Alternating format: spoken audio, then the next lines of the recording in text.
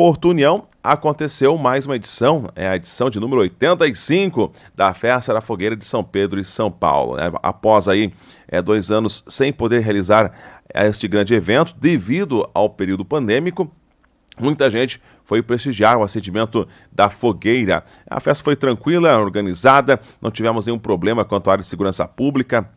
Na área externa, o pessoal se comportando bem, o pessoal foi lá para aproveitar mesmo e curtir a festa, que contou com a presença de várias autoridades. Na abertura oficial do evento, o prefeito Eliseu Milbach falou da alegria em poder novamente reacender a chama da fogueira após aí o período de pandemia. Com esta fogueira, acenda-se novamente as esperanças para que possamos ter dias melhores a cada dia que passa. Quero saudar a todas as senhoras, os senhores e Padre Fábio. Não quero me estender porque quem tem que falar é o senhor, que é a maior autoridade da igreja. Mas eu quero dizer que nós estamos felizes por termos uma equipe maravilhosa que está organizando esta festa novamente.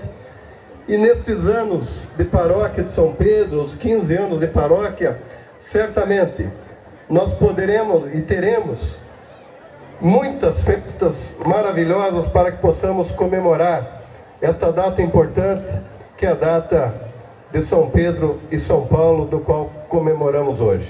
Parabéns a todos que trabalharam para erguer esta fogueira linda e maravilhosa, que certamente vai reacender as chamas do ânimo, da garra, da raça, da disposição do povo porto-unionense.